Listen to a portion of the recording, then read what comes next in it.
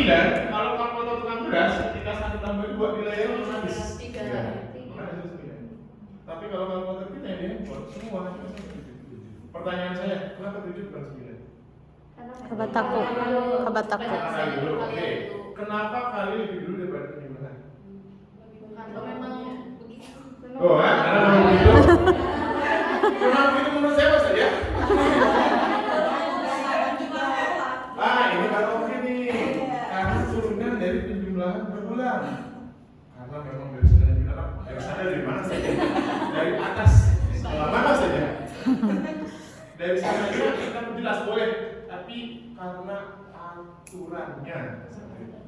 Karena aturan operasi itu mengatakan jika ada penjumlahan dan perkalian maka dahulukan Perkalian.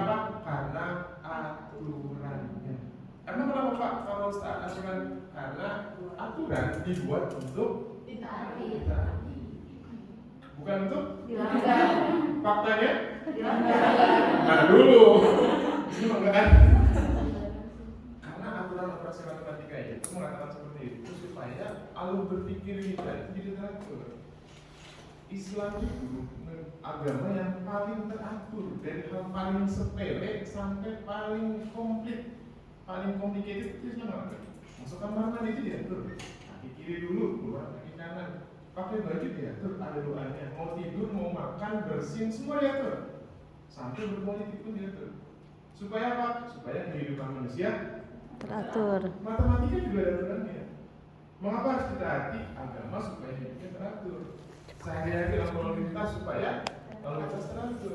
Di Indonesia kan lalu lintas warnanya ada 3, warnanya cuma 1, hijau, merah. Polisi nggak ada warnanya kuning, kan kuning belum merah. Jadi itu aturan yang dilanggar. Nah, bagaimana aturan matematika? Ditaati aturan kehidupan saja banyak yang melanggar. Aturan agama saja banyak yang melanggar. Lah ya sobat ahadukum iman, minum jangan sambil berdiri ya, dilanggar. Minumnya sambil, bukan berdiri lagi, sambil jalan. Sambil lari mungkin ada ya, dari maraton gitu. Peraturan pertama itu, taati aturannya, jangan tanya kenapanya dulu. Kenapa? Dalam agama sama, taati dulu aja masalahnya. Kenapa minumnya harus berdiri? Karena Rasulullah mencontohkan begitu. Kenapa masuk kamar mandi kanan kiri? Karena Rasulullah mencontohkan begitu. Kenapa kalau tidur harus miring kanan? Karena Rasulullah mencontohkan begitu. Kenapa kalau minuman di atas alat dicelupin? Karena Rasulullah mencontohkan begitu. Jangan nanya dulu, taati dulu. Matematika sama, taati dulu aja. Nah, kalau pas nanya, baru jawab tadi. Kenapa perkalian lebih dulu? Karena perkalian merupakan penjumlahan. Ini bentuk lain dari 1 tambah 3 tambah 3. Yang hasilnya sudah pasti 7. Nggak mungkin 9. Mengapa dibuat kali? Supaya lebih mudah. Kalau soalnya 1 tambah 3-nya ada 5.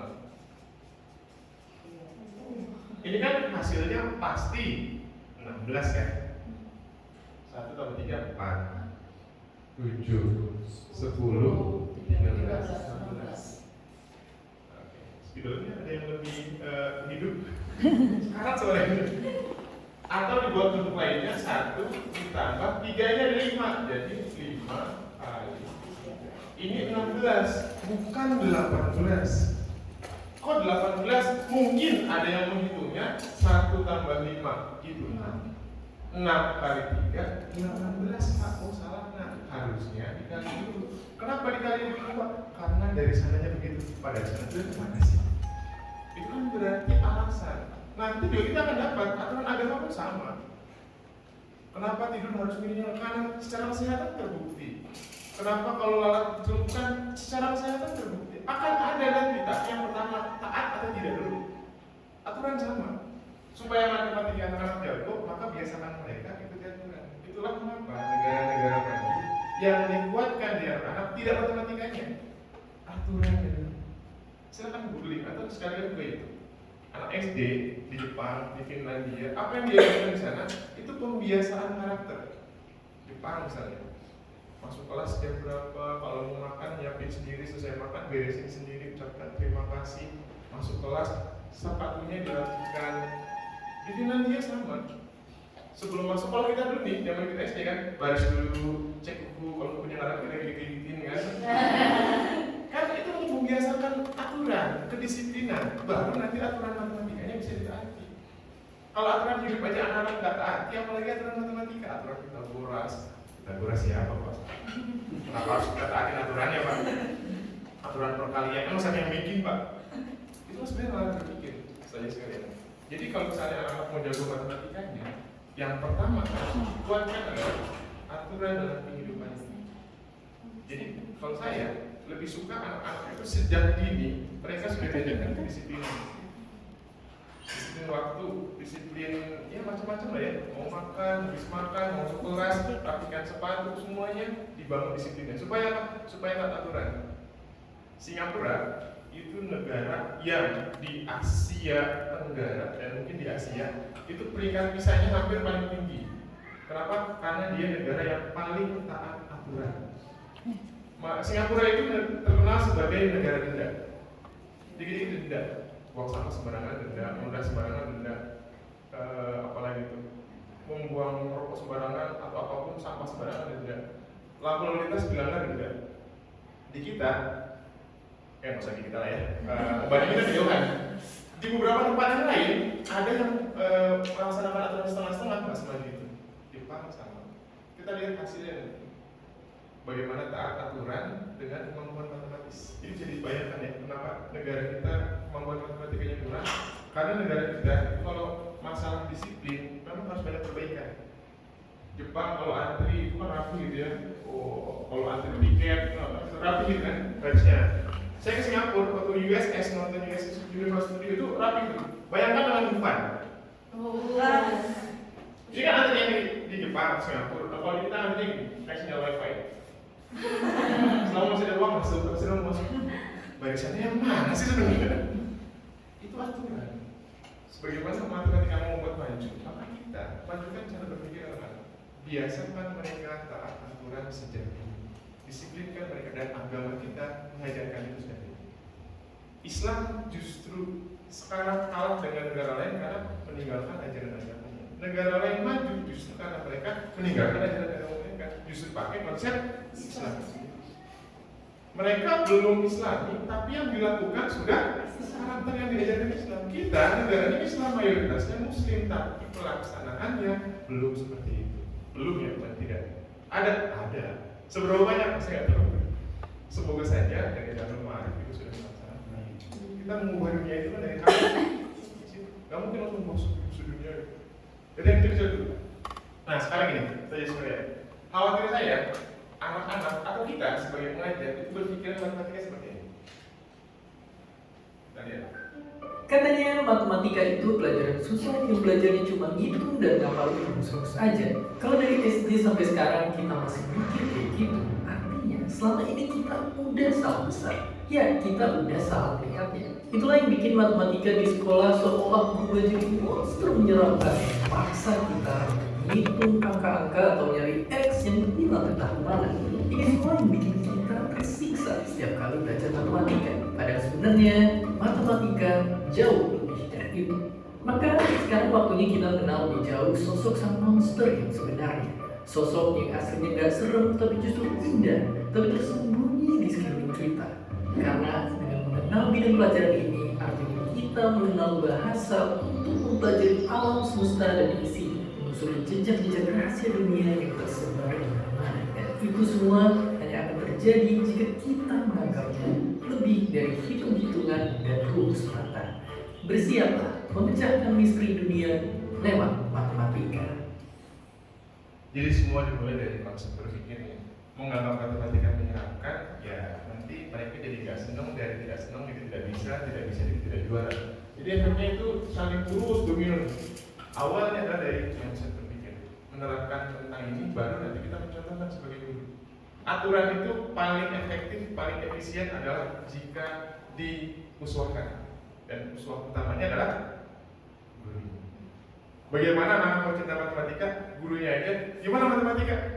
Bisa nggak jangan saya balik yang ajar? Karena pakai urusannya. Bu, yang ini gimana caranya? Pokoknya gitu. Dari mana caranya? Nggak tahu. Nanya lagi bintangnya berkurang satu. Nah itu contoh bagaimana kalau kita sebagai guru saja sudah menanamkan hal yang tidak menyenangkan, anak-anak akan menganggap pelajaran matematika juga tidak menyenangkan. Nah sekarang saya mau bertanya kepada saja Ustaz sekalian, kira-kira ketika dikatakan manfaat matematika. Itu apa kira-kira? Satu. Bisa? Membagi waris. Jual beli berarti berhitung lah ya. Hitung waris kalau dapat. Kalau ada. Itu uang jajan, hitung waris, hitung uang belanjaan. Kalau perempuan, yang laki-laki hitung gaji. Pokoknya berhitung lah ya. Oke, selain berhitung. Berpikir logis, maka berpikir logis, berhitung, memecahkan masalah. Semuanya di sini, sama selesai sudah. Berpikir logis, problem solve, berhitung, ada lagi. Supaya anak-anak memahami mengapa harus berpikir sistematis, cakep. Berpikir sistematis, berpikir logis, problem solve, dan berhitung. Udah lumayan ya. Mata pakai bergurunya bagus. Sudah terbuka. Setidaknya saya rangkum ada 5 dan jawaban saja sekalian sudah mewakili. 1. Berpikir sistematis. Ini yang dipentingkan sebenarnya. Mengapa perlu dipelajari agar anak-anak bisa berpikir sistematis sejak dini. Bukan tentang rumusnya, bukan. Karena ujung-ujungnya matematika semuanya cuma 4 hal. Hal, bataku, kali, bagi, tambah, kurang. Cuma bentuknya ini beda-beda. Di SD, nanti ada pangkat, lebih rumit sedikit lah akar pangkat. Di SMP ada aljabar, kuadrat, AS segala macam. SMA ada integral, limit, trigonometri. Tapi cara yang sama. Kali, bagi, tambah, kurang. Cuma aturannya nambah. Aturannya bertambah sebagaimana perkembangan kemampuan logika mereka, aturannya bertambah. Kalau aturan operasi umum begini ya, nanti aturan Pythagoras begini ya, nanti aturannya limit begini ya, dan seterusnya. Supaya apa? Supaya mereka terbiasa berpikir sistematis. Jadi kalau kita dulu SD, kan kita diajarkan kalau menjawab soal cerita dengan 3 langkah legendaris, yaitu diketahui, ditanyakan. Anak sekarang langsung jawab aja. Yang diketahui apa, ditanyakan apa? Contoh nih ya, ibu punya telur 10 butir, dimasak 5 butir. Berapakah sisa telur ibu sekarang? Karena tanya, Bu, dikurang atau ditambah? Lah, pertanyaannya itu nggak ditanyanya. Dikurang nggak? Oh, jawabannya 5 Bu. Ditambah nggak? 15. Jadi 5 atau 15 nggak tergantung. Ibu nanya apa tadi? Dikurang atau ditambah? Lah kalau dimasak, ya makanya bisa tanya dikurang atau ditambah. Yang bermasalah siapa? Ya, kenapa yang bermasalah? Literasinya kurang. Dia bingung dimasak itu berkurang atau bertambah? Pak, Bu, nggak berkurang Bu, cuma berbentuk doang. Ini telurnya masih belum. Sekarang matang, nggak berkurang, kecuali ibu makan, beda lagi tuh. Berarti anaknya kan kreasi, dia yang bingung. Kalau sama gitu, pelihara tuh. Berarti anak cerdas, gurunya kurang kreatif. Jangan dimasak masih ada telurnya. Bedanya beda bentuk doang. Kan ibu bilang berapa telur tersisa, masih sama, cuma bentuknya beda aja. Sekarang ceplok atau dadar belum? Ya, kalau cerdas tuh. Itu berpikir sistematis.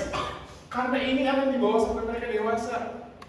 Mereka bikin skripsi, mereka bikin tesis. Hantam mereka cuma pidato di depan, harus berpikir sistematis. Minimal ada pembukaan, penutup.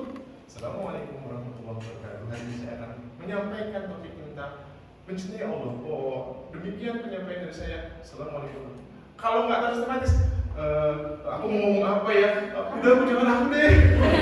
Karena dia bingung apa yang disampaikan. Padahal kan cuma 3 hal sederhana. Buka, ngomong, tutup. Sesederhana itu aja mereka nggak mampu. Kenapa? Karena tidak dilatih sistematika berpikir. Dan itu akan sangat bermanfaat saat mereka nanti dewasa. Kalau ada masalah, identifikasi pokok persoalannya apa, solusinya apa, simpulkan. Anak sekarang mau nggak bisa. Coba lihat anak sekarang kalau ada masalah. Apa yang mereka lakukan? Posting sesuatu. Galau baru putus. Nah, emang dapat solusi? Yang ada jadi temannya emang enak. Lapar nih, ya makan, bukan ada curhat. Itu anak-anak, kenapa? Karena mereka butuhnya sensasi, bukan solusi. Dan itu harus kita hilangkan. Kenapa?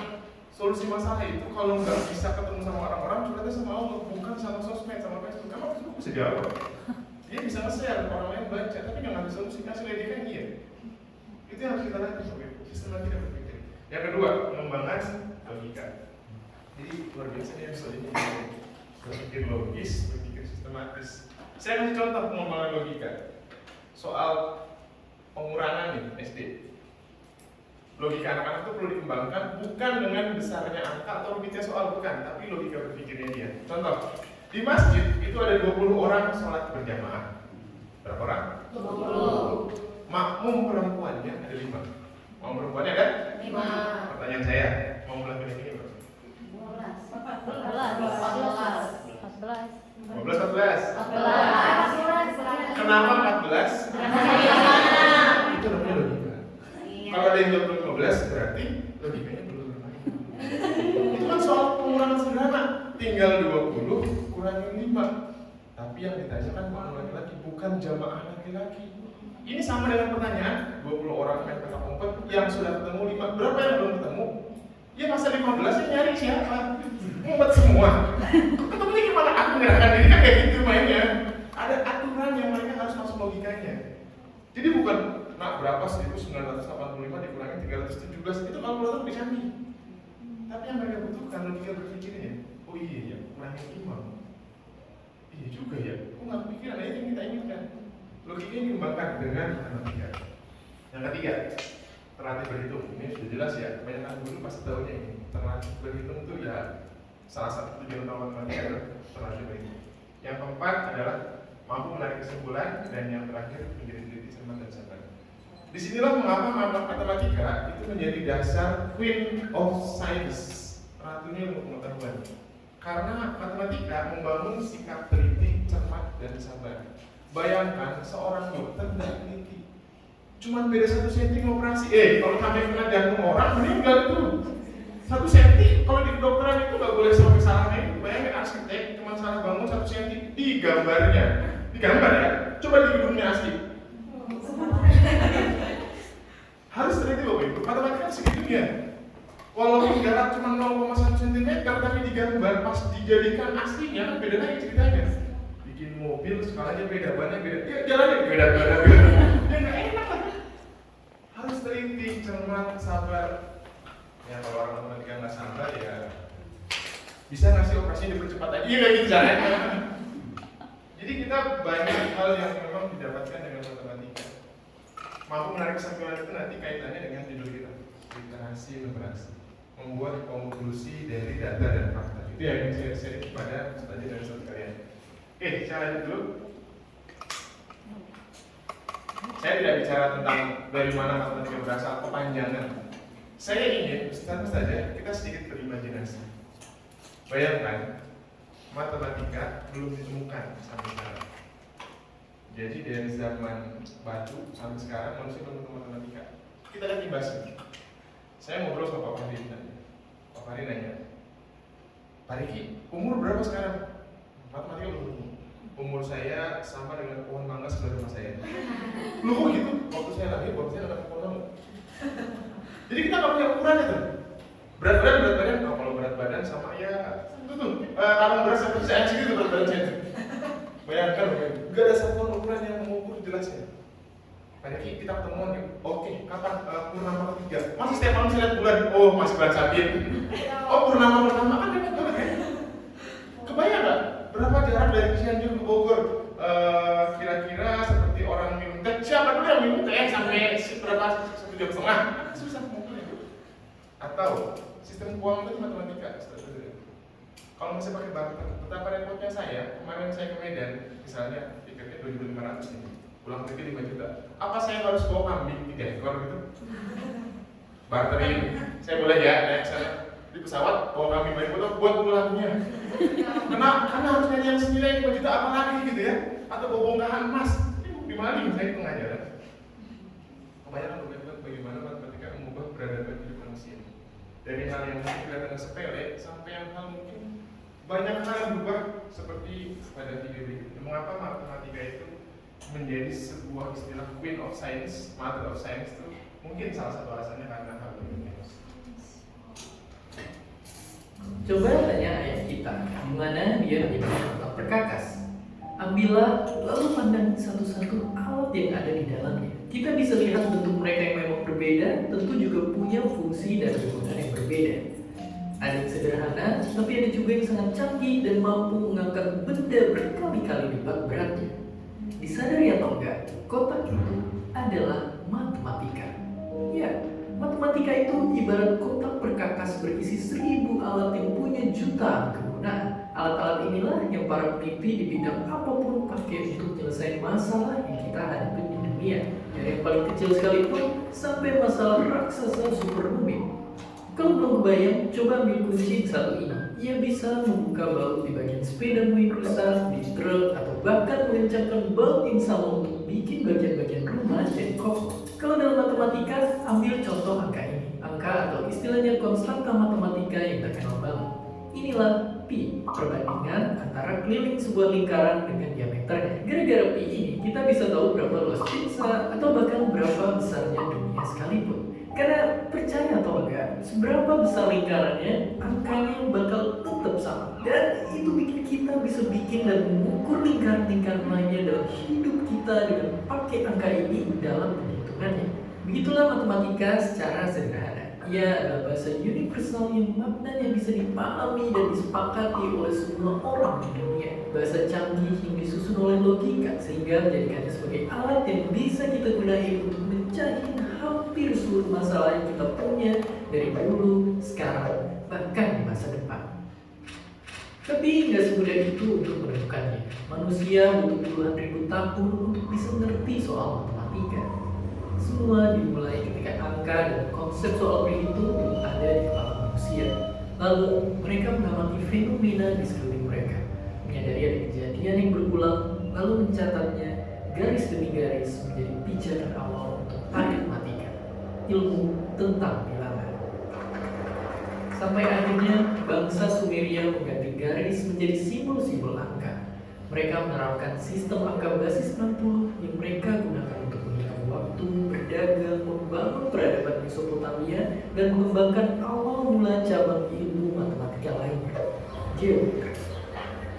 Aritmatika dan teori tentang angka yang berkembang. Di era ini, para filsuf Yunani mengembangkan logika, cara berpikir untuk mencapai kesepakatan tentang kebenaran.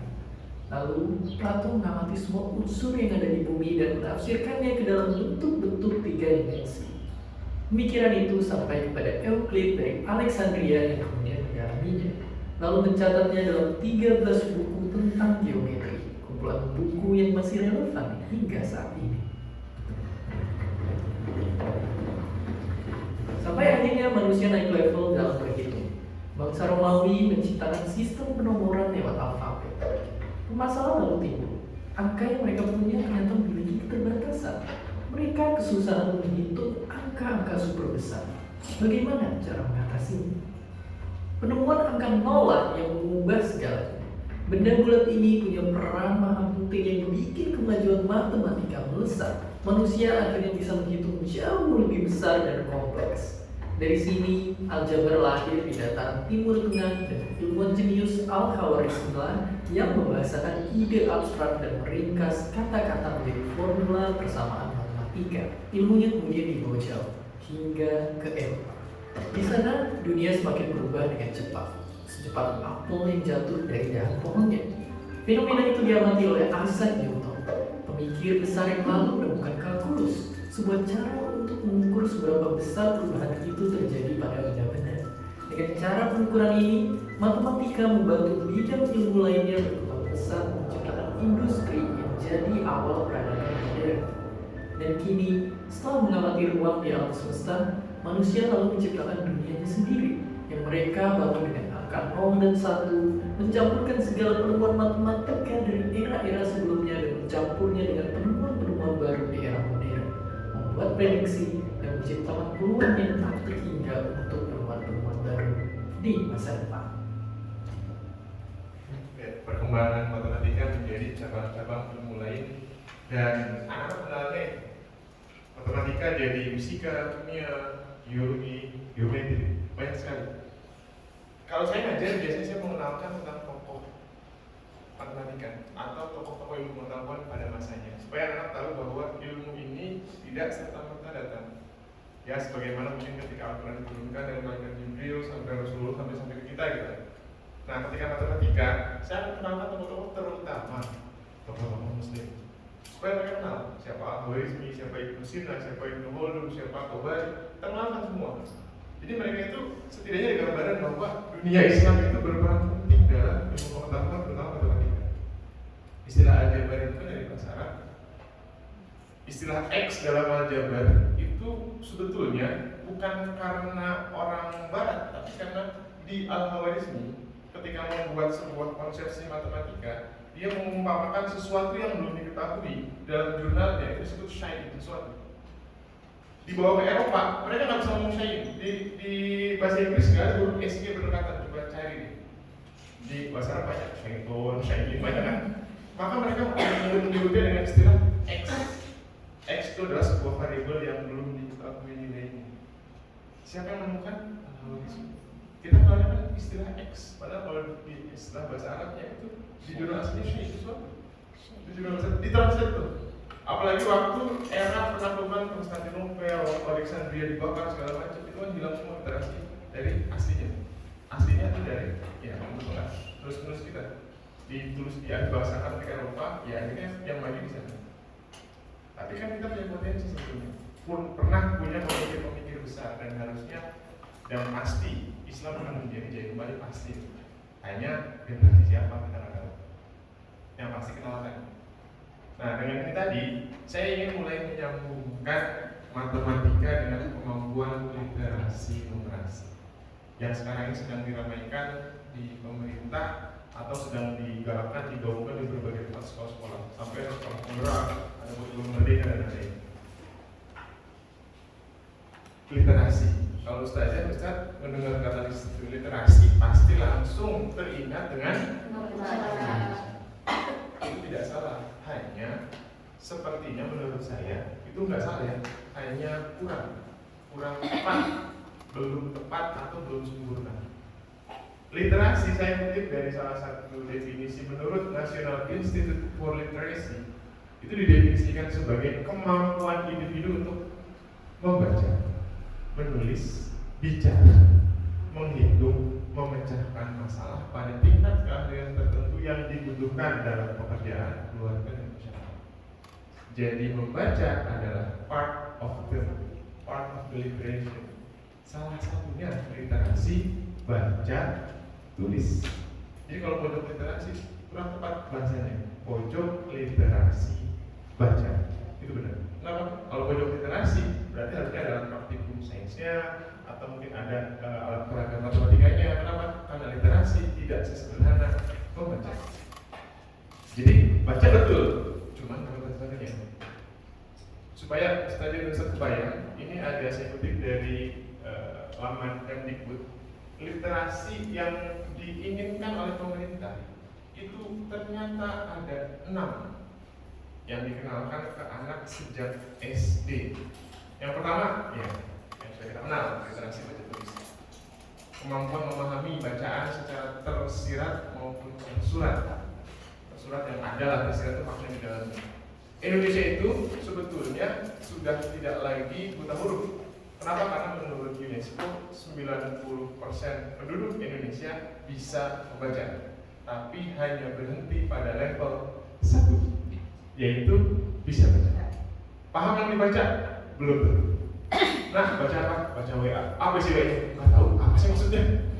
Dan itu banyak terjadi, nggak cuma di teman orang dewasa sama. Dikasih pengumuman ke WA. Emang mau baca WA? Baca itu cuma apa sih maksudnya infonya? Tidak mampu memahami isi bacaan, menceritakan kembali, memparafrase, itu jauh sekali. Baru sekedar bisa baca. KAMU, bacanya apa? Kamu, ya bisa tuh. Jadi yang tidak dipahami adalah maksud dari bacaannya.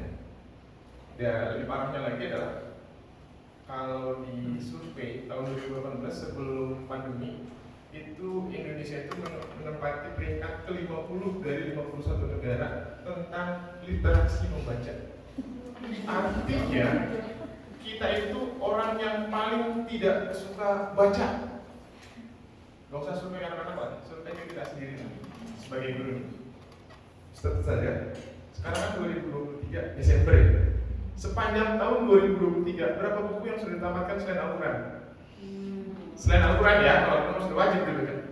Ada satu, dua, alhamdulillah dua. Satu Pak, itu masih bungkus plastik dari toko buku yang belum saya buka. Itu kita, bagaimana nama kita? Kita kan baca barang udah nggak ada ya, karena barang udah nggak ada sekarang. Kita baca berita apa? Ya Instagram tuh, BCL kemarin nikah lagi. Bacanya yang bermanfaat sedikit gitu ya, boleh silakan nggak apa-apa. lihat kita kayak gitu, tapi yang artikel yang mendukung kita sebagai guru pernah kita baca? Apa kita pernah membaca tentang literasi update-nya sekarang? Oh ternyata ada 6 literasi, oh literasi numerasi ternyata begini, oh kurikulum merdeka begini, oh ternyata begini. Atau seperti pakai tadi, udah jelas beliau sudah baca, maka keterkinian asam folat, asam sulfat itu tahu, maka dia terus membaca. Jadi istilahnya update informasi itu memang harus dibutuhkan. Dan itu sekali lagi uswahnya ada pada guru. Anak-anaknya yang penting. Buku jendela dunia, zaman sekarang udah nggak buku lagi kan? Ya karena sekarang informasi jendela dunia. Masalahnya kalau buku sudah diverifikasi tuh oleh penerbit, kita bisa cek mana yang valid penerbitnya, mana yang bagus, mana yang tidak. Zaman sekarang buka internet kita nggak tahu itu hoax bukan. Kenapa? Karena harus literasi anaknya yang mampu memilah, atau kita orang dewasa yang memilahkan untuk mereka. Tiba-tiba ada berita begini-begini, ternyata ada orang yang meninggal segala macam, orangnya masih hidup. Kalau meninggal beneran sih oke kan? Atau ada hal negatif tentang seorang kita sebar-sebarkan, ternyata itu fitnah. Apa nggak jadi fitnah yang viralkan, kita jadi ikut dosa jamaah kan tuh jariah kita, gimana cara nyebutnya nggak usah. Itu yang pertama, literasi begitu. Yang kedua adalah literasi numerasi. Ini yang kita fokuskan, kemampuan dalam menggunakan berbagai macam angka simbol dalam pemecahan masalah sehari-hari. Kemampuan literasi yang ketiga adalah literasi sains, cakapan mengenai fenomena alam dan sosial di sekitar untuk mengambil keputusan. Jadi kalau anak-anak punya literasi sains, emang buat apa ini? Manfaatnya banyak. Setidaknya mereka tidak perlu coba-coba baru tahu sesuatu informasi. Pegang ulet bulu, bongkar, jangan dipegang lagi, ya kan bisa baca. Hewan apa yang aman dipegang, yang enggak dipegang, ada ular ditangkap dulu dipatok, enggak boleh pegang, ya kan bisa baca. Tanaman apa yang berbahaya yang tidak, semua kan ada literasinya. Biarkan orang-orang dulu yang nyobain. Mereka udah nyobain, diilmukan, diliterasikan. Kita sekarang mempelajari lebih lanjutnya lagi. Bukan kita kayak orang dulu lagi, dicoba dulu, baru kan kayak gitu. Yang kita coba adalah hal lainnya yang kita pastikan aman. Bagaimana membuat simulasi gunung meletus supaya kita tahu tanda-tanda gunung meletus. Ya, kemarin gunung Merapi kan di gunung orang nggak tahu bakal meletus kan. Walaupun mungkin ada tanda-tandanya, alam tuh masih kasih tanda. Cuman kan kita nggak mengenai. Pantai tiba-tiba surut seneng nyari ikan, padahal tsunami bentar lagi. Itu namanya kan literasi sains. Orang yang di sekitar situ mau seneng nyari ikan, setengah jam kemudian apa nggak masalah ya mereka. Kalau saya tahu harus segera ke atas gunung kenapa? Ini salah satu tanda-tanda tsunami. Gue yang pantainya surutnya mana jauh lagi. Kalau surutnya biasa aja, pasang surut. Dan surutnya ada ke sana 1 kilometer lebih. Itu udah jelas tanda-tanda tsunami. Literasi sainsnya nyampe nggak? Ngambil keputusannya, tangkapin ikan. Nggak lama kemudian dipanggil malaikat. Kan nggak masuk literasinya. Banyak hal kayak gitu lah. Buang sampah sembarangan, kan cuma satu, yang kamu satu. Seente pikiran yang kayak kamu, ya gimana nggak banjir? Oh ini banjir nih salah Tuhan. Banjir itu bukan diturunkan dari langit, airnya segede itu banjir nggak ada. Banjir itu udah fix, pasti kesalahan manusia, pasti. Hutan digundulin, sampah nyumpal buat got ditutupin pakai aspal, pakai cor-coran, udah pasti manusia yang salah, nggak mungkin. Dari alam, emang ada hujan langsung segede banjir itu ya? Kecuali zaman Nabi Nuh diazab, lain cerita itu mah. Kalau yang banjir di Jakarta, banjir di mana, udah pasti manusianya, nggak mungkin itu. Azab Tuhan, iya kalian mana dosa semua. Itu kan namanya literasi di sains. Nah 3 lainnya ada yang namanya literasi digital. Ini karena eranya ya, era digitalisasi. Dan ini penting kita kenalkan ke anak-anak. Karena di era sekarang itu anak-anak, ada kisah di Cina itu yang sampai seorang anak menghabiskan ratusan juta demi orang tuanya gara-gara top up game. Salah orang ini juga sih, apa yang dikasih handphone dan gitu akses istilahnya dia beli diamond, anak bisa asik kan iku bisa iya atau tadi gitu. Jadi kan ada literasinya ya, literasi digital. Ada lagi literasi namanya literasi finansial. Literasi finansial itu juga sama ya, karena era sekarang itu ya uang itu kan udah nggak berbentuk fisik lagi ya. Sekarang tuh saldo rekening boleh 0, tapi saldo GoPay-nya sekian, saldo Tokopedia sekian, macam-macam ya.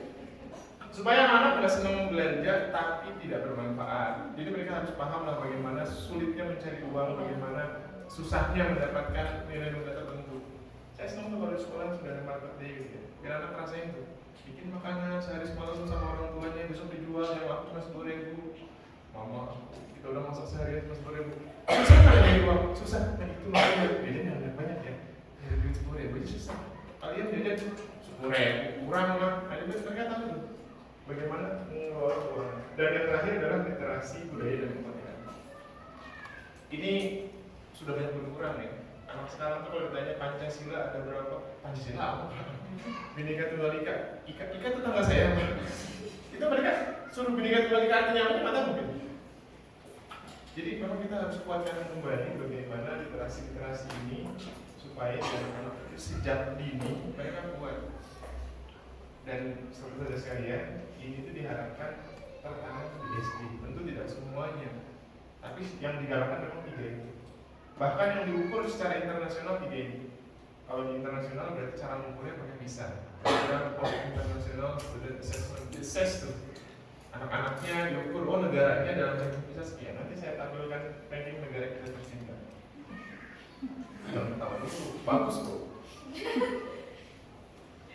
Oke, literasi numerasi. Literasi numerasi kita bicara satu tentang angka, tentang simbol, tentang operasi hitung, tentang pemecahan masalah, tentang menganalisis, dan terakhir tentang bagaimana mereka ambil keputusan.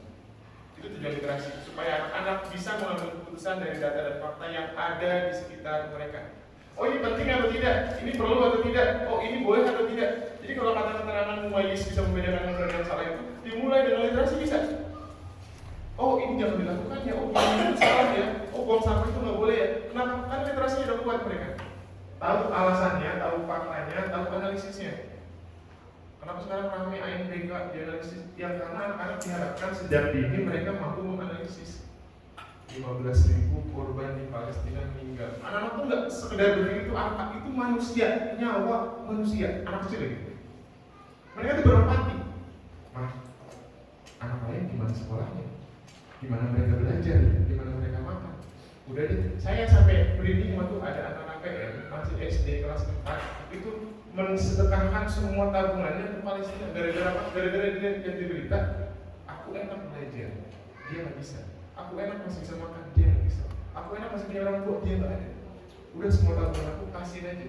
Orang tuanya cerita, saya yang begini. Oh, kalau saya bisa kayak gitu deh. Kenapa? Karena anak masih pure, masih murni mereka. Empati lahir dari pengalaman mereka terhadap angka 15.000 itu bukan cuma angka duit, bukan. Ini nyawa manusia. Satu hilang aja dipertanggungjawabkan sama Allah, 15.000. Ibaratnya ya kalau Cianjur penduduknya berapa, mungkin kecamatannya 15.000 meninggal semua, bayangkan. Itu luar biasa. Meninggalnya bukan karena apa-apa, tapi sengaja dibunuh. Itu lebih zolim. Dari sini akan ambil keputusan. Ketika ada bencana banjir, mereka langsung timbul empatinya. Kenapa? Karena bisa mengambil keputusan dari masalah yang terpaparkan. Data COVID lagi tinggi, oh mah kita jangan jalan-jalan dulu. Kenapa? Di berita aku lihat sudah banyak korban-korbannya itu. Mereka mampu menganalisis sampai mengambil keputusan, atau mereka setidaknya berpendapat mengapa ini dilakukan, mengapa ini jangan dilakukan. Oke, kita lanjut dulu. Tujuannya ada 3 yang diharapkan pemerintah dari literasi numerasi. Tujuannya adalah ini: mengasah, menguatkan kemampuan literasinya, lalu bisa mengaplikasikan kemampuan tersebut dalam kehidupan sehari-hari supaya bisa mengambil keputusan yang tepat, dan penguatan sumber daya manusia supaya bisa mengelola sumber daya alam. Negara kita itu kaya banget malahan. Allah sangat baik sama Indonesia. Dari garis khatulistiwa, musim cuma 2, sekarang musim 3 ya. Musim hujan, musim kemarau, dan musim kampanye. Musim lagu. Saya sepanjang jalan lihat kembali kok ya Allah, ini paslon 1, 2, 3, 1. Makanya saya kalau sekarang foto di tempat latihan saya nggak berani pakai pose. Begini aja. Ya paling mentok begini ya. Amat begini, dianggapnya dukung 1, begini apa dukung 2, dukung 3. Ya udah biar aman 5 aja lah ya. Jadi Bapak-Ibu sekalian, ini kemampuan yang diharapkan untuk kita tujuannya. Kenapa? Karena negara kita yang kaya ini yang mengelola bukan kita. Di Papua emas segitu melimpah, yang mengelola Freeport. Di tempatnya Andre Hirata Belitung sana dulu timah, nikel segala macam yang mengelola orang luar. Banyak sekali gas batu bara segala macam yang mengelola bukan kita. IKN yang membangun siapa? Bukan Indonesia. Padahal di ibu kota Indonesia, kenapa nggak sumber daya manusia Indonesia yang dilibatkan ya? Pertanyaannya apakah memang kualitasnya atau apanya? Ya kita harus dulu mungkin kualitasnya, berarti kita perbaiki kualitasnya. Dan kualitas ini dimulai dari guru. Kenapa? Karena menteri yang baik, presiden yang baik, polisi yang baik, hakim yang baik, KPK yang baik lahir dari guru. Penanaman tentang pintar itu bukan satu-satunya. Kenapa? Semakin pintar orang, semakin dia senang membodohi orang kalau karakternya nggak baik. Yang korupsi yang nggak pintar, justru karena mereka pintar mereka korupsi. Kalau mereka nggak pintar, mereka diajak korupsi. Jadi sebenarnya dimanfaatkan juga. Yang kita perlu menanamkan anak yang pintar ini adalah karakter yang baik tentang amanah, tanggung jawab, takut sama Allah dan seterusnya. Supaya ketika mereka besar, mereka tetap menjadi hakim yang baik, polisi yang jujur, presiden yang amanah, menteri yang mungkin taat kepada Allah dan seterusnya. Supaya generasinya berubah. Oke, manfaat generasi numerasi tidak jauh berbeda dengan tujuannya. Pertama, anak-anak itu punya kemampuan yang sederhana dulu, mampu mengelola, merencanakan kegiatan. Saya alumni pondok. Di pondok itu sudah pasti dilatih bagaimana melakukan pengelolaan kegiatan. Kenapa? Kan kita mandi ngantri, makan ngantri. Ya kalau nggak bener mandinya, kita sekolah nggak mandi tuh, bau-bau ke sekelas. Makan yang nggak mau ngantri dan istilahnya nggak tepat sasaran, pas belajar lapar. Waktunya mandi, dia mau dulu karena mandinya kelamaan.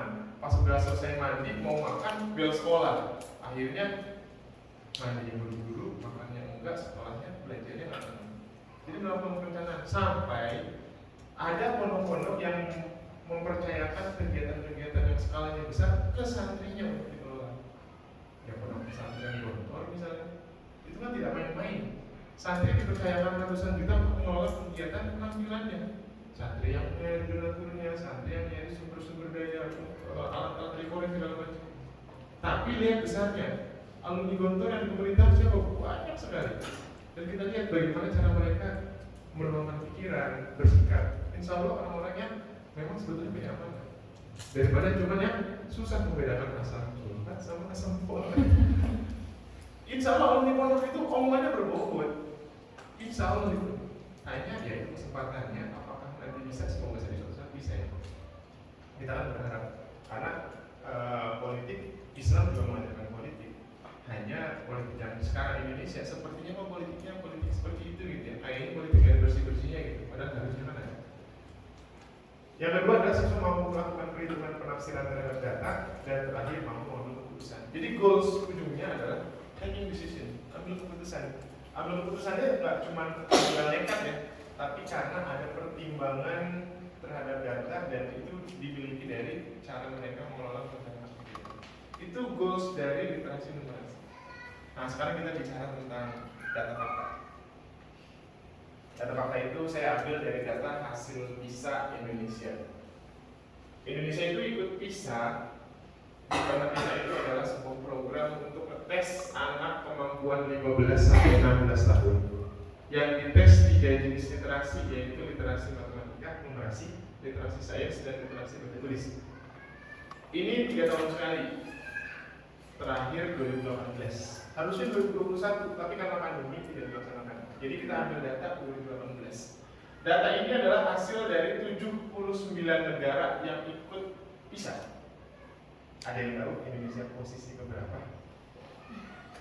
Baca, memang sengaja saya kecilin biar prestasi saja lupa. Indonesia posisi berapa dari 79? Kira-kira posisi berapa dari 79? 70-an. Posisi kita ini kalau contohnya ini Estonia, Kanada, Finlandia, Irlandia, Korea, Polandia, Swedia dan seterusnya. Nah kalau ini Cina, Singapura, Macau, Hongkong, China Taipei, Rusia, terus nanti kita ketemu Moldova, Bulgaria, Malaysia, Brazil, Brunei dan Darussalam. Ada Thailand, North Macedonia, Kazakhstan. Nah, negara kita tercinta Indonesia. Ini peringkat 74 dari 79. Wih, itu nama besar dong. Iya.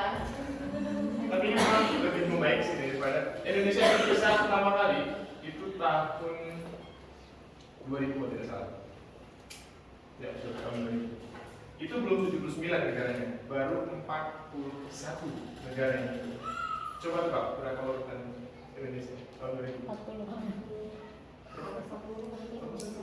Itu kunci dong ya apa ya Rofi? Berapa? 40? Luar biasa tuh ini ya, dan jawabannya benar. Biasa. 9. Kita itu 39 dari 41. Luar biasa. Jadi baru ketahuan kemampuan literasi numerasinya itu tahun 2000. Terus diukur sama negara-negara lain, kita tuh masih lemah. Di bawah negara OECD, negara-negara peserta PISA. Kalau seandainya waktu itu ada TikTok, ada seandainya ada Instagram, viral. Karena nggak ada, nggak ketahuan viralnya. Maksudnya nggak tahu kan? Karena berita saat dulu itu dikondisikan supaya nggak tahu.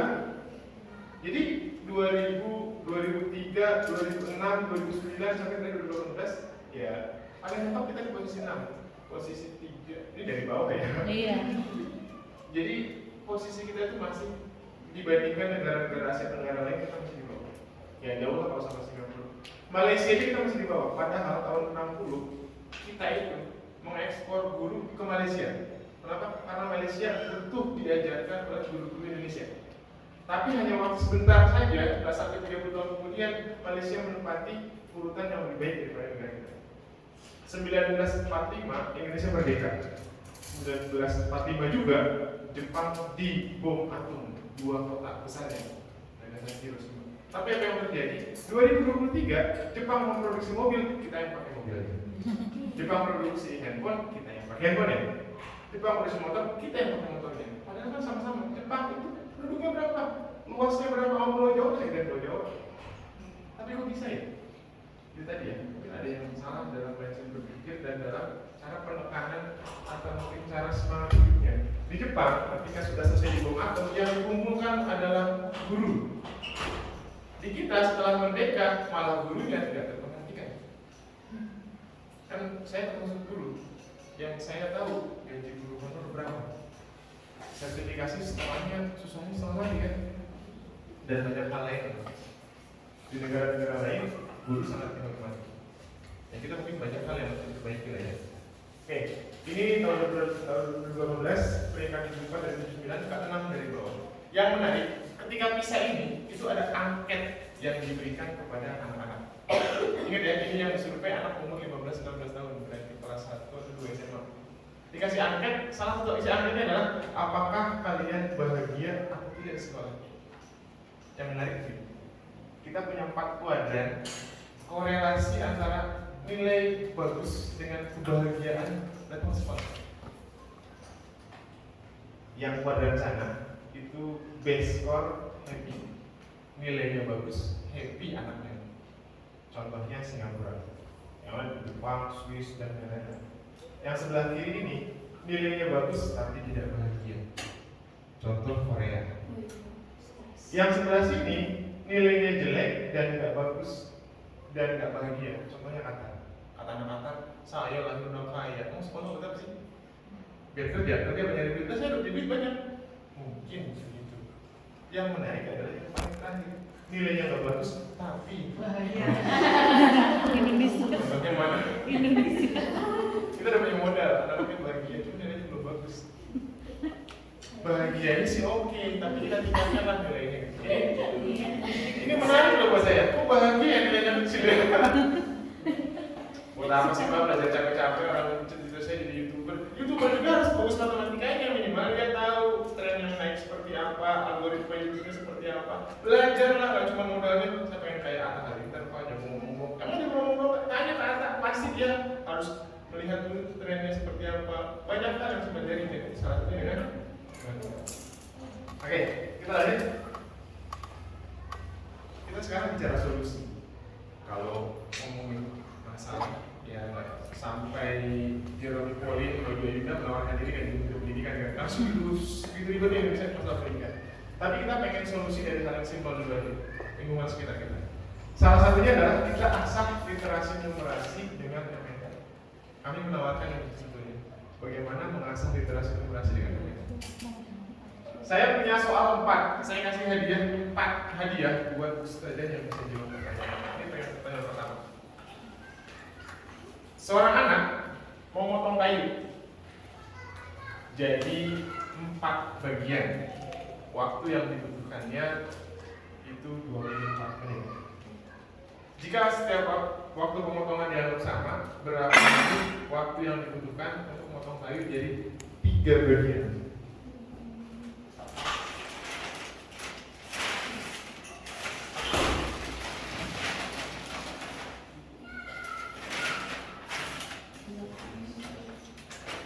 Ya, terus ya. 8 menit, yang lain? 8 juga. Jadi 4 bagian 24 menit. Kalau jadi 3 bagian berapa menit? 18.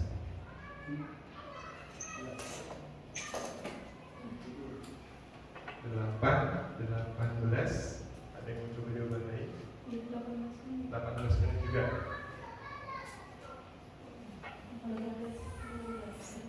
Ini soal numerasi, berarti ada pengejamnya pasti. 16. 16, 8, 18, 16. Oke, yang 8 tadi kan berubah jadi 18 ya. Mengapa 18 tadi?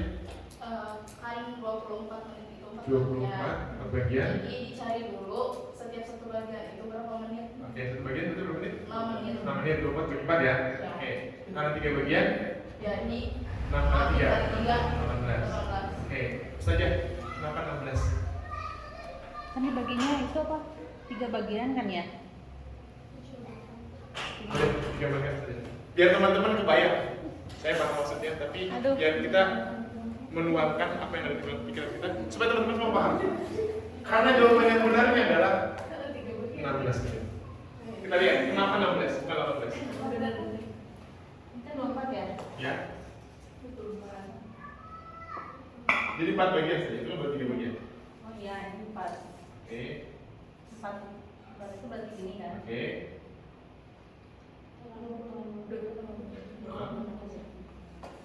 Berarti kan kalau 4 berarti 4 bagi menjadi 6 ya? Iya. Kalau 3 bagian berarti ini 18.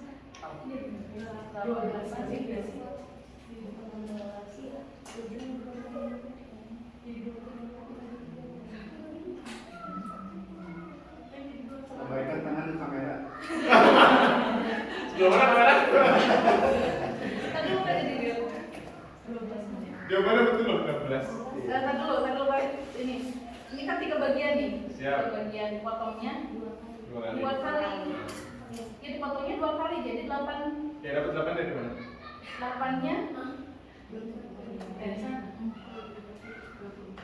Ini ada sih yang di belakang bagian ada sih. Cuma biar dulu. Karena sebenarnya udah tahu cuma ada. Kalau depan beda. Itu anak-anak gitu. Kalau jawaban pas bagian depan blank semua. Kasih kesempatan dulu. Belum betul soalnya. Aku deg-degan. Kasih kredit Pak. Kasih kredit dari semua. Kasih kredit. Jika waktu yang diperlukan untuk sekali menangani berapa? Kalau 4 bagian potongnya berapa kali? Kalau 4 bagian Potongnya berapa kali? Oh iya, kalau 4 3 kali. Nah, Kalau 3 2 kali. Dapat 8-nya berarti dari? Dari 24 8 kali 3. Ya, asal 24 dibagi. Dibagi 3. Satu kali potong jadi 8. Jadi yang atas 6 sebenarnya. Iya. Iya, 8. Iya, potongannya bukan bagiannya. Fokusnya Dia bagiannya, iya ini bagiannya. Kan bagian. pada potongannya, bukan Bukan bagian. pada potong bagian. Kita fokus pada potongannya, bukan bagiannya. Oh iya, ini 8 Ah, Iya benar. gitu. 8 kali 3. Nah, 8 kali 16 kali 2 ini ya. 8 kali 2 16. Ini jawabannya. 16. Kita kasih yang terbaik.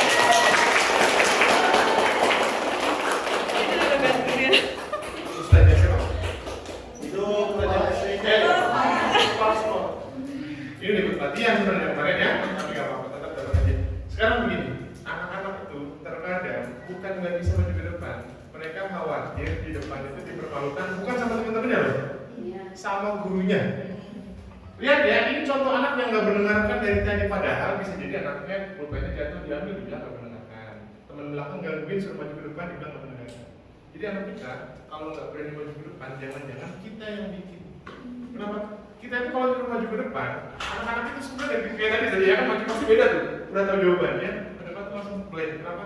Karena kondisi maju ke depan tidak kita kondisikan anak-anak itu berani, tapi justru membuat mereka mental down. Tuh nggak bisa kan?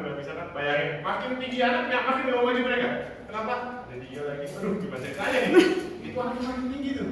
Anak yang kelas 1 kelas 3, fix mereka hanya butuh kalau maju ke depan temannya itu memuji atau setidaknya temannya menyemangati, bukan malah ya gitu dong nggak bisa. Itu kita yang menentukan.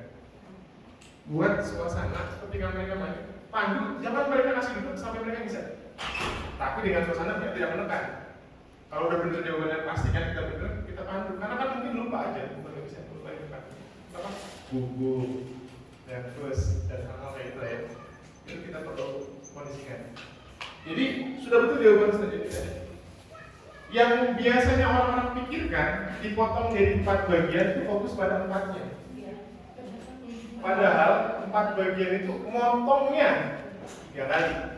Karena waktunya 24 menit, berarti setiap kali potong 24 dibagi 3 8 menit, 8 menit, 8 menit, maka 24 menit. Ketika dipotong jadi 3 bagian, maka potongnya 2 kali. Karena sama, setiap pemotongan sama berarti 8 menit tambah 8 menit jawabannya. Itulah mengapa banyak yang tetap jawab 18 tanpa sadar bahwa itu keliru. Kenapa? Bukan salah ya, saya tidak bilang salah. Karena keliru berpikirnya, fokus pada bagiannya, bukan pemotongan. Mengapa ini disebut soal literasi numerasi? Karena perlu sampai sana. Ibarat tadi dia, oh iya imamnya nggak hitung ya. Nah kayak gitu tuh. Itu yang ingin kita biasakan. Oke, satu hadiah sudah keluar. Yang kedua, ini sama ya juga 16. Soal yang kedua, ini soal mungkin bisa jadi sulit kalau anak-anak tidak bisa menganalisis. Ini contoh soal NCK ya, kalau zaman sekarang. Ada tabel menggambarkan penjualan buku matematika selama 5 hari. Senin, Selasa, Rabu, Kamis, Jumat. Jika hari Senin, Selasa, dan Rabu digabung penjualannya, ada 115 buku yang terjual. Kalau Rabu dan Kamis ada 85. Selasa dan Kamis 90. Senin dan Jumat 70. Kamis dan Jumat 80. Soalnya hanya meminta yang terjual hanya pada hari Selasa saja. Tidak perlu menghitung hari yang lain. Itu berapa?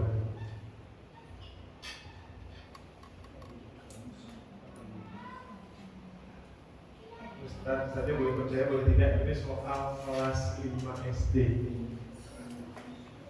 Kelas 4 mungkin bisa. Kenapa terlihat susah? Karena otak kita langsung dulu pakai persamaan linear. Senin A, Selasa B, Rabu C, A tambah B dapat C, eliminasi, substitusi, ya udah pasti ribet. Itu kan yang kita pikirkan kan? Karena itu yang terlintas di bersama kita. Padahal soal ini, saya tanya Ustaz, kalau 5 hari full berapa buku? 5 hari full? Senin, Selasa, Rabu. Betul. Dari mana sih? Itu dia. Itu yang mungkin banyak yang belum kepikiran. Ketika full 5 hari, Senin, Selasa, Rabu ditambah Kamis dan Jumat berarti 115 sama 80. 5 hari total 190. Yang dilihat Mas Lama. Berapa jawabannya?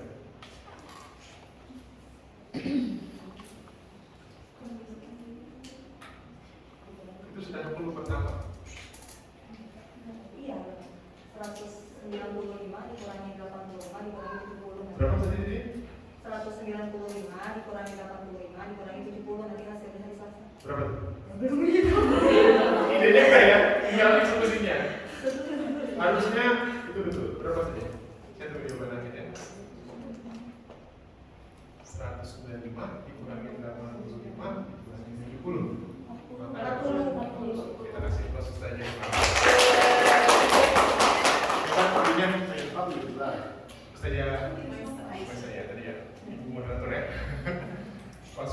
Tapi bisa tanya gimana itu? Ya mesti jawab pas buat moderatornya. Oke, menarik. Kenapa tadi?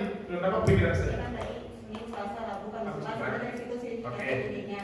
Lalu? Itu kan ada Rabu dan Kamis. Rabu dan Kamis. Senin dan Jumat udah tinggal kurangin. Jadi Selasa dan Kamis aja. Kan kita bunyi Selasa aja ya. Kita punya Rabu itu Senin, Rabu, Kamis, Jumat. Dan ini sudah ada Rabu, Kamis, Senin, Jumat. Itu kita eliminasi. Itu yang namanya analisis, bukan rumusnya. Nah, itu yang saya sebutkan. Oh gitu ya. Kan kalau belum kisahkan sebentar. Gimana? Nah pas sudah dituliskan kan jadi gampang. Total semuanya. Tadi sudah dapat. Total yang tidak dibutuhkan ini dan ini dan total yang mencari. Biar tidak pakai A, B, C, C. Eliminasi kan? Bisa pakai itu tapi satu lembar belum cukup itu. Ustaz baru ketemu hari Senin. Ustaz baru hari Kamis. Ini hari Selasa ya. Kamu hari Kamis aja yang ditanyain sih. Ya orang kita hari Selasa. Karena soal ini memang dirancang biar ketemu Selasa aja tanpa harus tahu hari Senin berapa, Kamis berapa, Jumat berapa, Rabu berapa. Memang soal dirancang seperti itu. Kalau pakai substitusi eliminasi belum tentu langsung Selasa. Bisa jadi ketemunya Jumat dulu. Kalau Jumat ketemu Kamis dapat. Kalau Kamis dapat baru Selasa. Kan gitu kan? Lama dong. Karena anak-anak kok panjang banget sih. Lihat caranya kok kan? Siapa yang ngajarin? Ustaz Riki pakai cara katanya eliminasi. Berarti SPLL di sistem persamaan dilihat 5 variabel. SMP, SMA oke. SD kelas 5 ya nggak oke. Anak SD kelas 5 itu belajarnya mesti konkret, paling mentok semi konkret. Sedangkan SMP, SMA itu sudah semi abstrak sampai ke abstrak. Contohnya semi abstrak adalah mereka di SMP belajar tentang suku yang bukan suku Jawa, suku Sunda, suku Batak. Suku apa yang dipelajari? Suku KN, suku S, itu suku dari provinsi mana Pak ini? Koefisien, variabel, itu istilah apa lagi Pak ini? Karena Pak SMP dibangunnya di SD. Bermanfaat kayak begitu, bermanfaat. Mempelajari apa? Sistematika berpikir. Kalau ditanya manfaatnya, semua itu manfaatnya. Buat apa belajar trigonometri? Salah satunya kalau mau tahu menghitung arti penentuan pakai trigon gitu. Menghitung laju pertumbuhan penduduk pakai logaritma. Kan nggak mungkin hitung satu-satu. Cianjur berapa penduduknya? Setiap bulan yang meninggal berapa? Setiap bulan. Kan kelamaan. Ada ilmunya pakai logaritma. Itu buat ya ada orangnya yang belajar itu, bukan kita, namanya juga. Nah kalau gitu pemilu lah kalau hitungnya pakai trigon, lah itu kan matematika. Kalau benar-benar ya. Oke, ini soal kedua ya. Hadiah jatuh kepada Ustazah Maisa ya. Oke. Ini kedua nih. Jangan sampai pertanyaan ketiga yang jawab oke nanti ya, jangan sampai ya. Awas aja. Oke, yang ketiga adalah soal bisa. Ini harus kita jawab. Soal bisa itu mengapa banyak anak Indonesia yang mungkin tidak bagus karena mereka masih berpikiran tentang bagaimana rumusnya. Pak mungkin baterai. Jadi quick soalnya.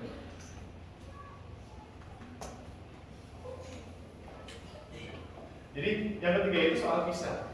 Mengapa anak-anak susah mengerjakan soal bisa? Karena di dalam benak mereka rumus apa yang harus saya pakai. Padahal ada soal yang tidak bicara rumus. Ini contoh soal bisa. Ada 3 menara. Menara pertama tingginya 19 meter, menara kedua 21 meter, menara kedua 19 meter, menara ketiga berapa meter? Setiap menara terdiri dari yang bentuk persegi panjang sama tingginya dan bentuk persegi enam sama tingginya. Yang sudah dapat tadi ya, disimpan dulu ya. Kita kasih kesempatan yang belum. 9. Berapa? 9. Kenapa 9? 21 dibagi 3. 21 dibagi 3. Kenapa dibagi 3? Bentuknya Baik, sama. 21 dibagi 3 berarti ini 7. 7. Oke, next. Setelah 7. 7 kan 14. Oh, ini berarti 7, 14. Sehingga yang tengah itu 5. 5. Kalau ini 5, 2. maka ini 2 tambah 5 tambah 2. Jawabannya 9. kita kasih plus. Sudah bagus dulunya. Saya baru kali ini ngisi pelatihan 3-3-nya terjawab tanpa harus saya menerangkan. Sekali lagi plus dong Mas. Allah. Ini cara pertama betul. Saja siapa nih? Saja Siva, saja itu saja Maisa kan. Yang lain jangan mau kalah ya, yang lain bukan yang nggak bisa, cuman kalah cepet aja. Kalah cepet aja ya. Akan susu tuh kita. Cara pertama boleh begitu, bagi 3, 7, 7, 7. Kan nggak ada rumusnya. Pak, bagaimana mencari tinggi segi 6? Nah, ini dulu nggak diajarin, dia memang nggak ada. Ini logika berpikir aja, kok 3 ini 7. Kalau ini 7, berarti ini 7, ini 7 juga. Oh, 14 dong, dapatlah ini 5. Kan tadi 7, kalau 5 dapat 2. Maka 2, 5, 2, dapat 9. Cara pertama.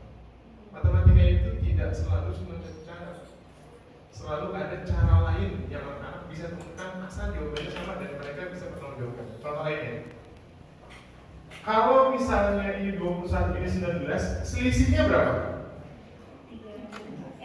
21 kurang 19 berapa? 2. 2 itu tinggi apa? Tinggi yang kecil. Kenapa? Karena ini ada 3, ini ada 3, ya kan ya?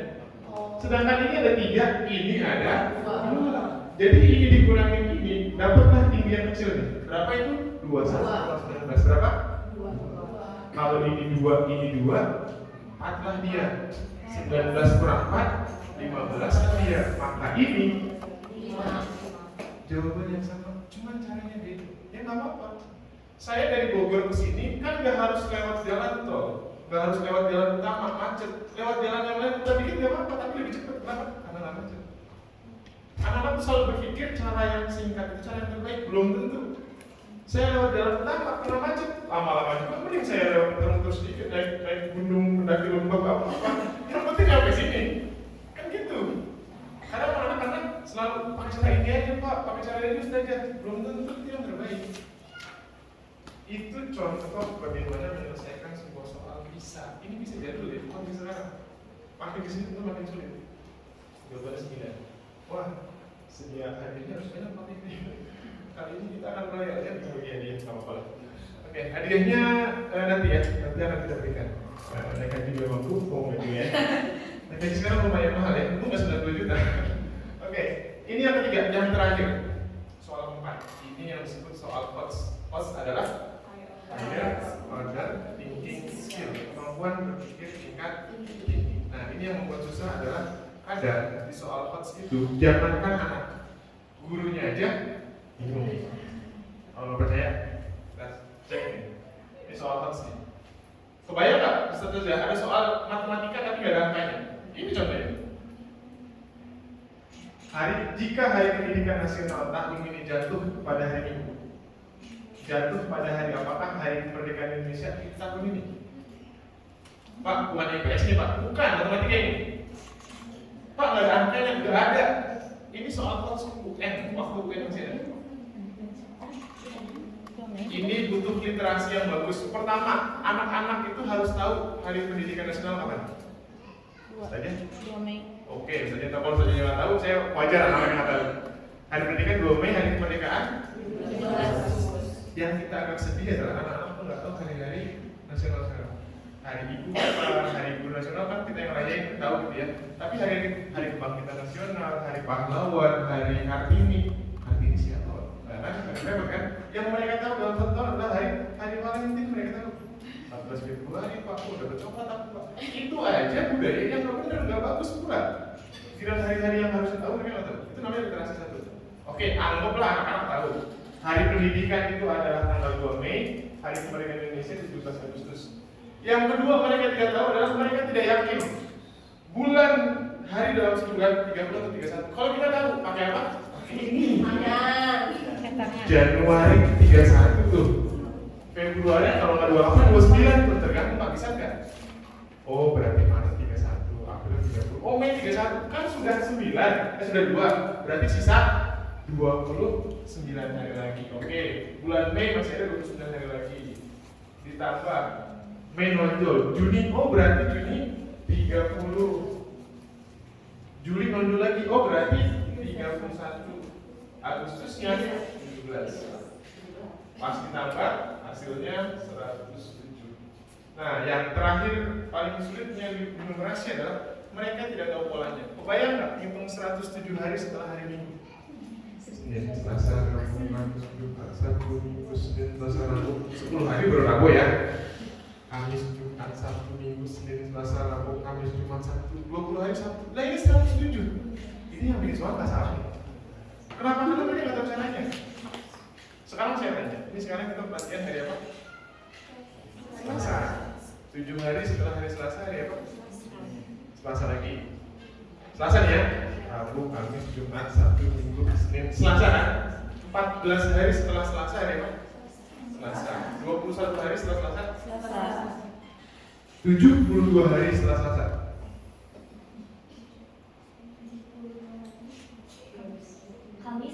Kamis. 703 hari setelah Selasa. Jangan jawab dulu Ustaz ya. Coba yang lain. Jumat. Oke, dulu paham. 7004 hari setelah hari Selasa. Minggu. Ahad. 6.999 hari setelah Selasa. Senin. Kenapa bisa begitu? Pola. Karena bola. Bukan karena sulap, jadi gurunya canggih banget. Bisa sulap, bisa sihir, enggak gitu. Itu matematika. Kelipatan 7 selalu berulang harinya. 7.000 tetap Selasa. Ketika 7.004 berarti cuma nambah 4 dari hari Selasa. Rabu, Kamis, Jumat, Sabtu ya, bisa nambah aja. 72 hari, berarti 70 ngulang lagi, tinggal tambahkan 2. Jumat, Sabtu. 6.999 berarti kurangi 1, sehingga Selasa mundur 1 jadi itu namanya kemampuan matematika. Tidak dihitung manual. Ya, wassalamualaikum 6.999 jadinya cuma cukup. Nah 107 sama, 107 itu dibagi 7 ternyata dapat 15 sisa 2. Maka harinya hari Selasa. Anak-anak nggak bisa jawab pakai cara apa? Cara religius. Religius mereka kalau jawab soal UN dulu kan kalian nggak ada kan UN ya? Kalian saya sikat. Ya Allah nomor 4 apa D? Kalau nomor 3 apa ya Allah B? Oh nggak kurang religius. Tapi kan salah sasaran. Intinya nggak gitu tawakalnya. Tawakal ketika ikat kuda itu, ketika mau kuda diikat dulu, nggak main ada Allah aja biarin, tapi saya yakin Allah akan juga kuda saya. Ya kayak gitulah. Nah kalau kudanya kabur, kudanya dimaling, yang salah siapa? Yang punya, jangan salahin Allah. Itu contoh bagaimana anak kita tidak bisa pengembangan literasi. Makanya soal hukum jadi susah. Kenapa? Jangan anaknya, gurunya jadi bingung. Gimana cara ngajarin ke anaknya ya? Anak-anak itu manual ya, 107 hari. Ya Allah ya Rabbi, satu soal. Padahal soalnya ada 40. Nah kan kapan beresnya matematika? Belum yang lain. Enggak boleh jawab kemana. Ini mengapa soal HOTS dikatakan susah? Karena negara kita tidak terbiasa dengan soal HOTS. Karena HOTS butuh 2 tahapan awal, yaitu MOTS (Medium Order Thinking Skill) dan itu LOTS (Lower Order Thinking Skill). Jadi sebelum anak-anak HOTS, biasakan LOTS dan LOTS-nya dulu. Cara membiasakan LOTS kayak tadi tuh. Hitungan penjumlahan pengurangan pakai yang tadi ada logikanya. Anak-anak berbaris di antrian. Upin urutan kedua dari depan, urutan kelima dari belakang. Berapa yang antri? Itu kan namanya soal LOTS. 2 dari depan, oh depan 1 orang. 5 dari belakang, oh belakang 4 orang. Berarti yang antri 1 tambah Upin tambah 4. Oh ada 6 orang antri. Bukan 2 dari depan, 2, 5 dari belakang tambah 5, 7 dong, lah 1 lagi siapa? Itu namanya berpikir tingkat LOTS sampai HOTS. Kalau mau HOTS, 2 orang, Upin dan Upin antri. Depan Upin ada 5 orang, belakang Upin ada 10. Antara Upin dan Upin ada 15 orang. Berapa yang antri? Nah, baru terhitung. Depannya, tengahnya, belakangnya, Upin. Itu baru HOTS. Bertahap. Ini bikin soal Joko antri. Sebentar, Budi antri. Budi siapa sih guru? Perasaan di IPA Budi, di matematika Budi. Ini Budi kan udah kecil gitu kan ya. Cuma kita nggak boleh nanya aja. Budi, Wati, Tono, Budi. Ya pokoknya itu ya. Kenapa nggak pakai nama anak di kelas? Ya ini ya. Kenapa pakai nama anak di kelas atau nama yang mereka kenal? Kalau ada anak SD gitu, Upin, Ibin, atau mungkin Nusa, Rara, siapa yang mereka kenal? Supaya mereka semangat jawab soalnya. Iya ada Nusa, ada nomor 6, ada Rara, iya ada Bin. Kalau SMP misalnya, terus Om Jongi pergi ke pasar, ada Jongi, Om Jongi ke pasar, Jongi pakai baju apa ya? Urusan amat, yang penting dibaca dulu. Ini, lagi bikin masalah kenapa?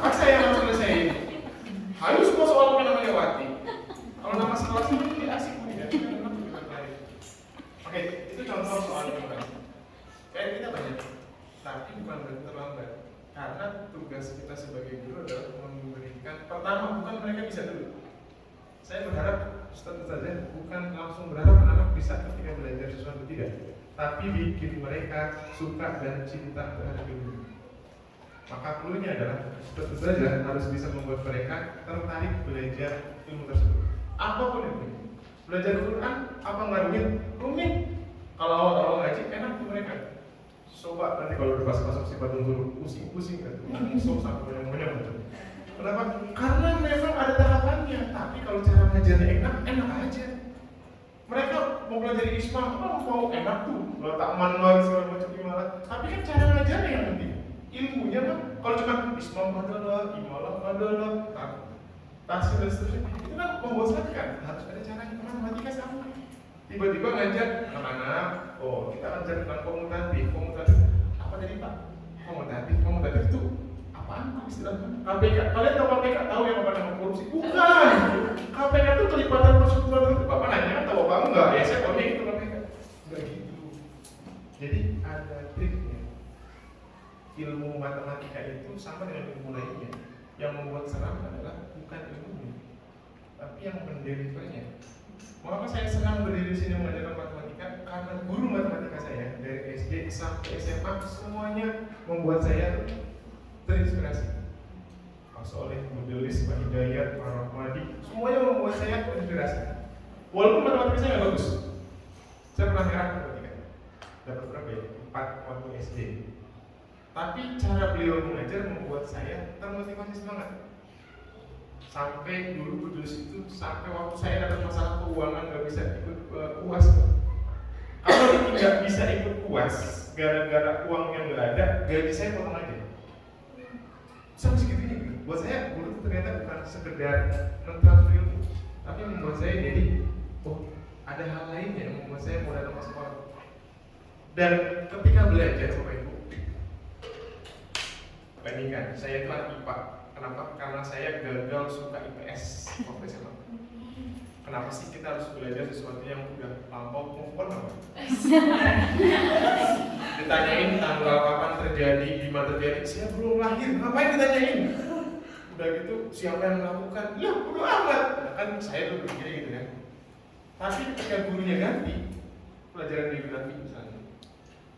Geografi itu kan ilmu baca banget. Tentang awan misalnya, awan adalah jenis awan ngantuk tuh. Pasti kita suruh baca gantian si A, ganti ke B, ganti ke C, itu kan keliling aja. Gurunya mah nggak tahu apa ya. Kita baca dari gantian, apa maksudnya? Suatu ketika ada guru namanya Pak Masudi ngajar geografi. Apa yang beliau lakukan? Anak sebentar ya pulang. Lihat di atas, itu garis-garis tipis-tipis sirus. Itu tanda cuaca agak cerah ya. Kalau sebelah sana nimbus tuh mulai kumpulan awan. Nah kalau makin gelap, dia mulai nimbus. Badai yang akan datang. Hati-hati ya kalau kalian ke laut, kalau ada awan itu masuk otak. Nah sekarang kita lihat bisnis awan lainnya, yuk ke kelas buka bukunya. Beda kan cara ngajarin? Bayangkan kalau yang awal tadi, saya tidur sekelas gak punya apa? Gak tahu apa tadi. Halaman kelima, saya bagian B bacanya habis itu gak tahu, tidur saya. Itu yang membuat saya gak masuk belajar waktu IPS. Nah yang matematika, yang IPA, ketemu Pak Ramadi, almarhum Bumi itu, saya langsung masuk semua. Kenapa? Karena gurunya luar biasa pas saya. Sampai belajar tentang kultur jaringan, kita tuh diajak sampai ke tempat bagaimana kita menyilang-nyilangkan tuh, bukan semua saya bisa kasih nama tuh ya, silangin sama sini, atau pakai pengakuan, pokoknya silang-silangin aja gitu. Tapi kan asik aja gitu. Menamai nama hewan tuh ketika istilahnya kingdom segala macam, itu kita berangkat langsung ke kebun raya. Jadi kan ada tuh kan nama hewan, nama minyak punya. Sampai kita tahu, Zeus keren ya kalau punya nama biasa, tapi namanya jagung. Sampai Ariel Segilata, tapi cacing pita, tapi namanya bagus, gimana ceritanya ini? Itu ilmu yang kita ingat sampai sekarang. Itu cara ngajar, bukan tentang kedalaman ilmunya, tapi bagaimana ilmu itu berkesan. Setelah itu, baru bermanfaat. Itu saja. Yang pertama adalah buat mereka suka, cinta terhadap ilmunya. Maka cinta terhadap yang bawa. Kenapa saya begini? Karena saya pernah punya guru biologi yang tidak disukai anak-anak. Sebetulnya bukan tidak disukai ya, karena anaknya yang bangun sebetulnya, bukan gurunya yang salah. Gurunya tegas. Almarhum Pak Yeni. Beliau itu kalau sekolah pakai motor yang bunyinya saja, anak-anak sudah tahu. Ya, beliau itu tegas ya. Kalau tidak bisa mengerjakan soal, laki-laki itu pukul padatnya, kalau perempuan lebih siang kan, cetok kan. Sebetulnya karena kita yang bangun. Suatu ketika itu ada ulangan itu anak-anak ini saya nih sebagai siswa tuh ngeliatin anak-anak jahat banget di bawahnya. Semoga hari ini semua tuh nggak bakal kedengeran suaranya. Gue ulang belum siap gitu kan. Dan Ustaz itu ya hari itu motor itu tidak datang dan memang tidak pernah datang. Jadi yang terjadi hari itu kota Tokor atas sisi Tokor itu motor datang dan hari itu yang terjadi apa? Nangis tuh anak itu bisa doain itu. Saya cuma saya akan jadi guru apa ini doain gitu. Terus saya sampai nggak jadi guru dari itu. Tiap hari bayangin kalau ulangan sih juga jadi masa. Semoga baik nggak datang seulang siap. Berat jadi guru ya doanya gitu. Apakah anak-anak gue kita kayak gitu? Insya Allah sih enggak ya. Jeleknya gue. Tapi anak SMP waktu saya SMP doanya kayak gitu. Saya yakin gak bakal dikabul sih. Ya Allah nggak boleh doain kayak gitu nggak apa-apa. Cuman pada doanya kayak gitu. Saya lihat teman-teman saya nangis. Mereka ngerasa doanya dikabulkan sama Allah. Biar kita bertobat, biarin aja lah. Saya lihat tobat kepada semua. Jadi dari situ saya menganggap jadi guru ternyata kayak gitu. Sehingga ketika saya jadi guru awal-awal, ukuran saya adalah mana yang dirindukan, saya atau bel bunyi. Alhamdulillah, Pak istirahat berarti saya belum dirindukan. Kenapa? Bel sekolah, bel istirahat dirindukan. Wah istirahat, bel bunyi, gitu kan? Atau bel pulang, pulang. Berarti bukan saya yang dirindukan. Waktu pulang. Tapi ketika Pak tanggung, dulu sekolah lagi kita belum beres. Pak kuis dulu, berarti saya dirindukan. Lihat kita siapa yang dirindukan oleh anak-anak pada kita ngajar. Termasuk masuknya. Kita diganti dengan guru piket. Ya, tanya kemana? Pas ganti piket, yes, nggak belajar hari ini. Berarti ketahuan kan? Memang kita nggak dirindukan.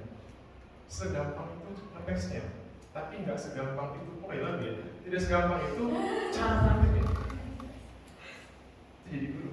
Itulah mengapa saya termotivasi sekarang saya alhamdulillah punya guru-guru yang menginspirasi. Dan saya ingin ketika jadi guru suatu saat saya juga harus bisa menginspirasi guru-guru saya. Oke, kita tutup ya terakhir mengapa kita perlu belajar matematika. Ini video closing saya. Mengapa kita perlu belajar matematika? Mungkin salah satunya adalah karena hal berikut ini supaya jadi masukan bahwa dalam pengajaran matematika sekali lagi tujuan utamanya bukan bikin mereka jadi juara atau bikin mereka jadi mampu dulu, tapi bikin mereka jadi cinta terhadap ilmu pengetahuan. Semua ilmu datangnya dari Allah kecuali ilmu hitam, ilmu barat ya kayak gitu ya. Sudah izin datangnya. Tapi kalau yang datang dari Allah, kita buat anak-anak cinta terhadap ilmu tersebut. Oke, itu video buat Bukan berlebihan kalau matematika disebut sebagai bahasa universal atau kode tentang alam semesta. Richard Feynman bilang mustahil untuk memahami dan menjelaskan keindahan dunia ini tanpa memahami matematika. Begitu pentingnya matematika. Mungkin nantinya kita lah yang mesti mulai membuat cara pandang terhadap matematika. Pertama, dimulai dengan gak nganggep lagi matematika cuma sekedar ngitung-ngitung dan hafal rumus saja. Kedua, kita mesti tahu kalau matematika itu bahasa yang punya aturan-aturan jelas, maka biar paham cara pakainya kita mesti kuasai dulu konsep-konsep dasar. Baru dengan itu, senjata kita akan lengkap dan siap mendapatkan masalah sebesar apapun nantinya. Karena kedepannya senjata matematika itu emang semakin banyak dibutuhin. Banyak yang nganggap kalau belajar matematika itu nggak ada gunanya. Itu mungkin aja benar kalau kita belajar bidang yang itu aja. Tapi mungkin yang penting bukan mau kerja jadi apa kalau belajar matematika, tapi pekerjaan apa yang butuh kemampuan matematika nantinya. Biar gampang, bayangin ini kayak nyiapin bekal untuk pergi 2 kali gelap. Kita nggak tahu mau sulit apa yang kita hadapi di depan, makanya mesti nyiapin bekal yang cukup untuk siap menghadapi apapun. Dan percayalah, matematika bakal jadi bahan baku yang bakal dibutuhkan untuk bikin senjata apapun nantinya. Sama kayak analogi awal, jadi ahli matematika itu jadi orang yang bikin alat yang dapat dipakai oleh kita manusia untuk menyelesaikan masalah dan kehidupan dunia. Sekarang lihat keluar jendela. Bayangin kalau seandainya aja matematika nggak pernah kita temukan, semua itu runtuh begitu aja. Ya, karena semua itu dibangun oleh matematika. Tanpanya ilmu-ilmu yang ada kayak fisika, kimia, biologi, bahkan sejarah mungkin tidak akan pernah berkembang semaju sekarang. Pada akhirnya, ketakutan yang masih ada sampai awal video tadi semoga bisa hilang. Sekarang kita tahu kalau matematika itu ada di mana-mana. Matematika lah yang bikin manusia bisa mencatat, menghitung, dan mengukur hal apapun. Karena kita tidak akan pernah memahami sesuatu apabila tidak mengukurnya. Dan inilah kenapa ada satu bidang ilmu yang begitu erat dengan matematika, sebuah bidang ilmu yang ibaratnya jadi detektif yang menyelidiki segala sesuatu yang ada di dunia. Fisika. Jadi saudara sekalian, pendidik itu tidak bisa mendadak, karena segala sesuatu yang mendadak tidak akan mendidik. Maka kita siapkan persiapan kita dalam mengajar. Salah satunya adalah dengan pertemuan ini. Saya cukupkan sekian. Saya kembalikan kepada moderator. Saya Didi Tunggal Saputra. Terima kasih. Assalamualaikum warahmatullahi wabarakatuh. Waalaikumsalam warahmatullahi wabarakatuh.